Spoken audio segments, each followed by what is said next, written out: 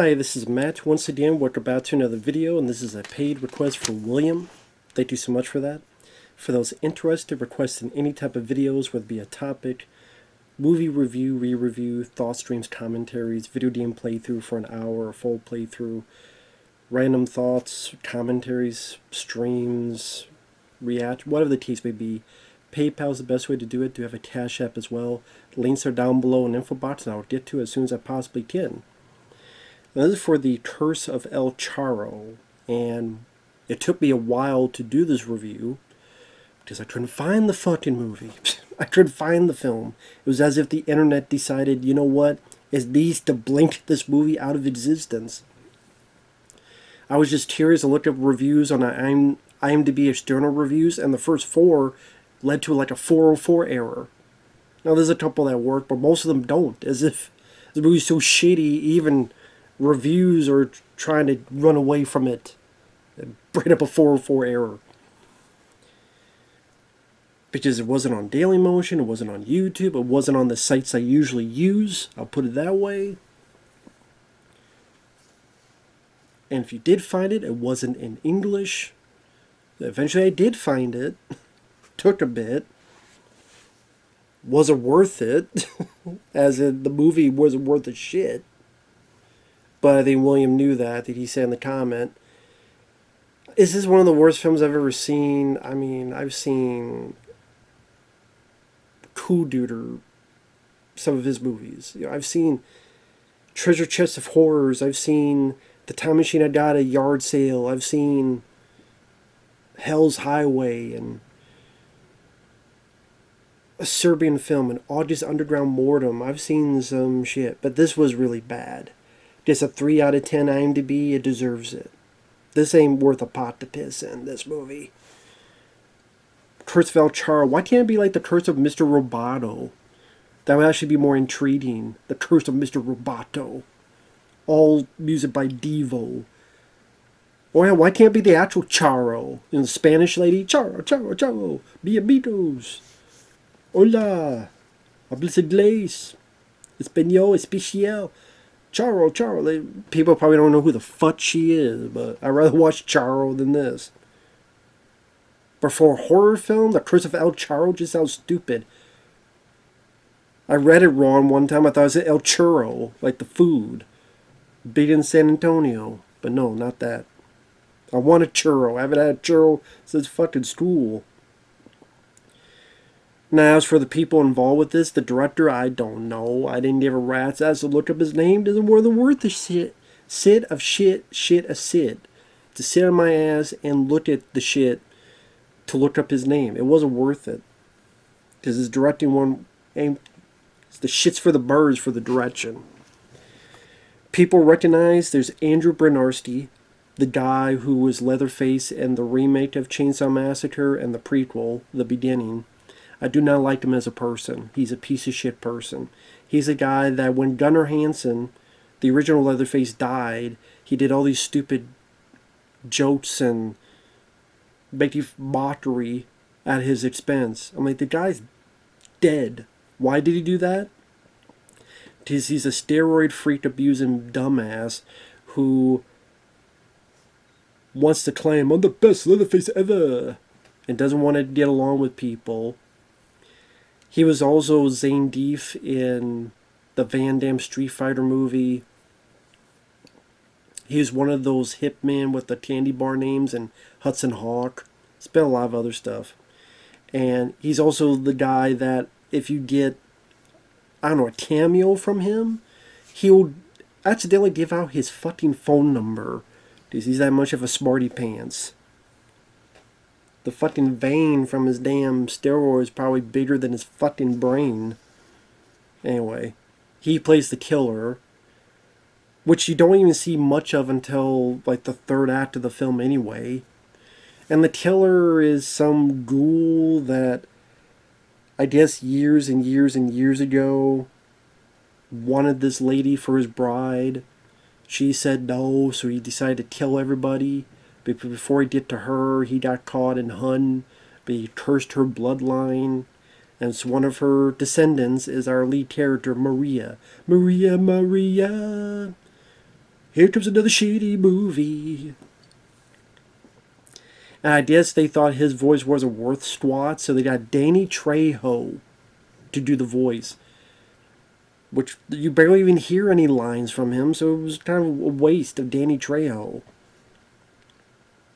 Oh, Lemmy is in this from Motorhead in one scene in a, how do you call it, a flashback or something? Trying to be this old-timey film, and he's like a priest and rambling about something. I like Lemmy, but I'll watch him in Airheads or other stuff worth a shit. Neighbor Rooster, apparently, they miss Lemmy as well. Lemmy or God? Trick question, Lemmy is God.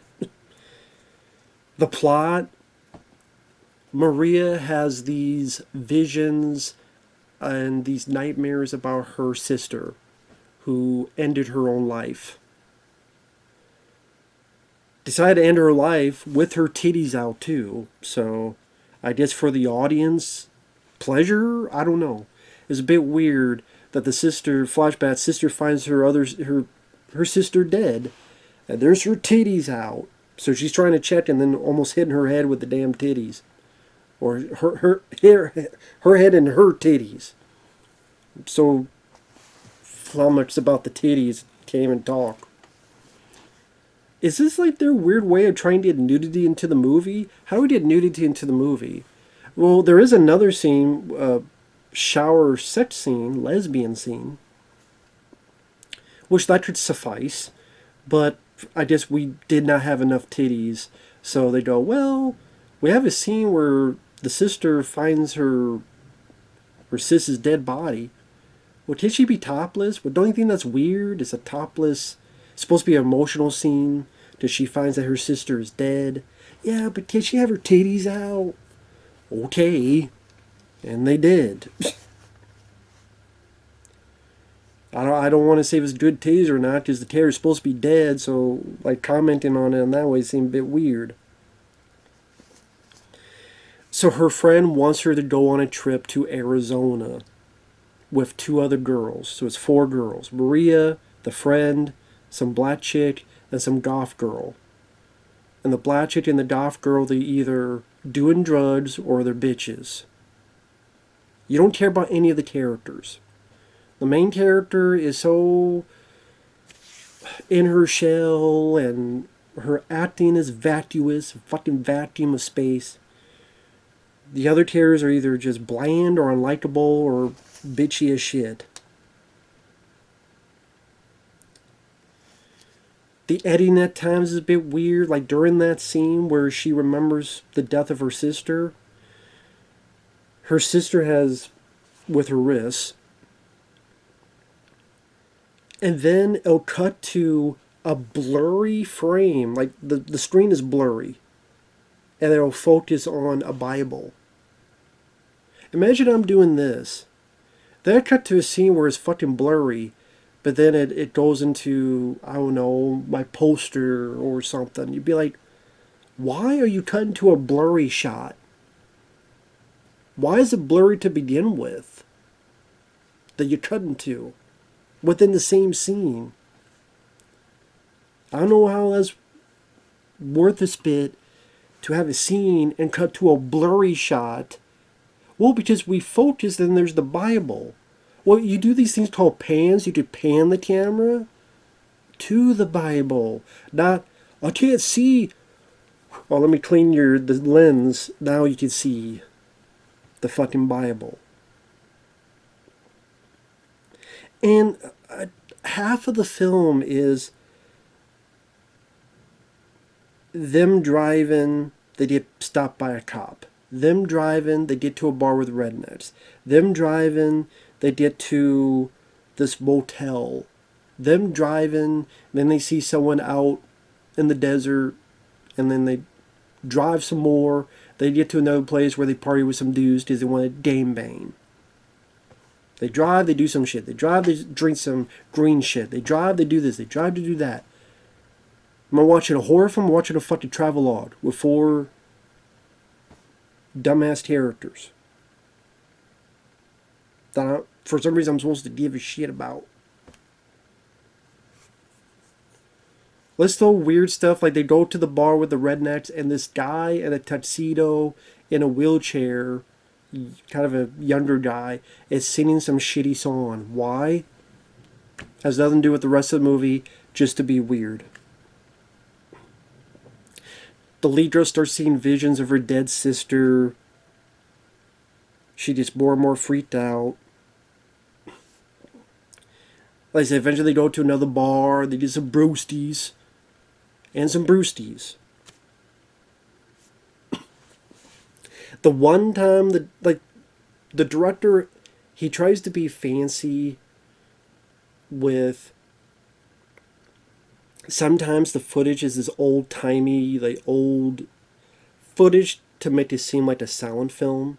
At the very, very beginning, where someone gets killed with a machete, you barely see anything, and you don't know who the hell it is and what's going on. Other than a few flashbacks, no one dies in the first 2/3 of this movie. For what is essentially a slasher film. Then you get to the last 30 minutes of the film. They do this exposition. Well, it looks like a silent film. It's looking like a silent film about what I said, the backstory. This guy wanted this girl. The girl didn't want to be the bride. He told everybody. You see this text come on the screen. I will give credit. They did make that look like a silent film. The techniques of using the text and the old-timey footage. It's funny, this is really the one scene that tries to be a bit ambitious for this backstory flashback exposition. And the bloodline is cursed. But then that doesn't fucking matter. Just the rest of it. The killer looks like if Ed Wood did his movie The Ghoul Goes West, this is what he would look like. Or imagine the Creeper from Jeepers Creepers with a face out of, I don't know, some fucking Disney Channel movie about a ghoul. He's got the hat, he's got the coat, like the Jeepers Creeper. Only a face that really isn't all that. And I don't know why they got Andrew Bernarski. Anybody could have played this. He does a few strikes on the machete. The kills are nothing to run home about. This one girl who was pissed that one of our Ford got one of her guys. She's driving all pissed off and there's someone in the road and she gets decapitated. The girls are with other people, so one's in a pool, the guy fucks off, and then he gets stabbed. You just see him kind of being stabbed. He gets the black chick who's in the pool, and you see the back of her head, and he does this, and when he pulls back, you get the idea that he ripped her jaw out. Granted, the effects weren't that great, but they were practical. But again, it took me like a minute to realize what the hell he did. Because you see the back of her head like this, and he's like, no. I'm like, okay. Because they didn't have the budget to see the other side with her jaw gone. At least not a whole lot of it. One of the girls, I guess, is a lesbian. The goth chick, so her and the girl are sexing up in a shower, some titties, then they get killed. Sliced throat, a cutaway. The friend is making out with someone on the hood of a car, they get pulled down and they die off screen. The guy that's with Maria, he eventually gets killed. All this happens. All that fucking happens is Maria runs to an altar. She prays. The wannabe Jack in the Box, $5 reject of the Creeper comes in. And I guess because she prayed hard enough, this guy who is an angel, looked like he should be part of Motorhead, grabs, and it's just really awkward where like the killer's trying to do this and the angel's doing this. I'm like, what is it gonna be over the top? Arm wrestle, doing the going back and forth, and then she grabs his cross and kind of turns and kind of stabs, but you don't really get much of the actual impalement. You just get the idea she stabbed it. And then the next scene is she's in a mental institution. It's like, thanks God. This is a demon and you got your angel to help me, but I guess what the penance for that was to be in a mental institution? Thanks for the help, God. So the lead girl doesn't even put up much of a fight, much of a struggle, much of a battle with your villain. It's just pray, he does the work for me, and then I'm in a mental institution.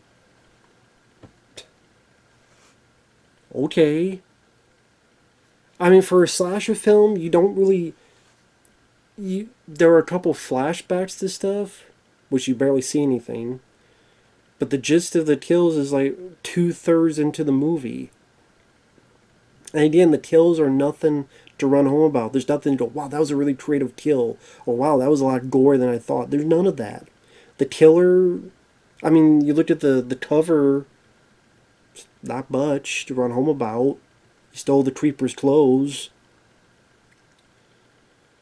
I don't know why. Why you get Andrew Bernarski, but then you have Danny Trejo's voice. Because even Danny Trejo's like, I'm not putting that shit on. I mean, whatever. The characters suck. The plot is so boring and sluggish that it takes forever for it to get going.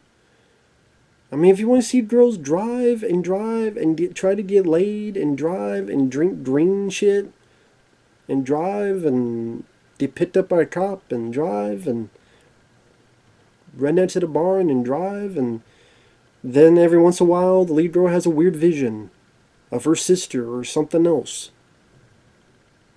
That's like a good chunk of the movie, and then once in a while you have either a flashback looking like a silent film, or weird stuff like, again, the guy in the wheelchair and the tuxedo singing like shit.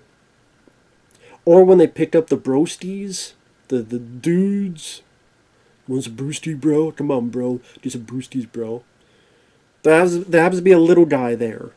Little idiot. I mean, just because. He has nothing to do with the plot of the story, he's just there. And then leaves. And they get, again, almost everybody gets killed, and there's 2 sets of titties, but one of them's on a person that's supposed to be dead. The one girl that just gets decapitated, she looked like a reject Tia Carrera. The music, I can't remember a damn thing about the score. This film just fucking sucks. It's a shitty title. El Charro, The Curse of El Charro. Didn't give me The Curse of Mr. Roboto instead. Or Curse of Fandango, or The Curse of Jot Itch. Whatever the fuck else it could be, man. So many curses. Curse of the J Scorpion. Curse of this, curse of that. The Curse. How about The Curse of the Blue Balls? Or The Curse of the Blue Bunny. The ice cream coming out and kill you. Or Curse of the Boston Red Sox. Go deal with other fucking curses then. The Curse of Poltergeist. There's not one thing I could say worth a shit in this. The one time doing the exposition to look like a sound film was interesting, at least, because it was different from the other lackluster cinematography and lighting. I know about lackluster lighting, but this is just a YouTube video, not a fucking full-length movie.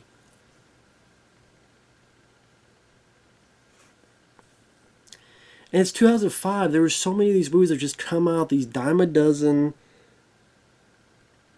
slasher movies. What was that one that was like the Curse of the 49er, or like, so, not the football team, but like the minor 49er one. And there's like all these like killers. Just, we got a little bit of money. Horror films, I guess, are cheap to make. Put it out there.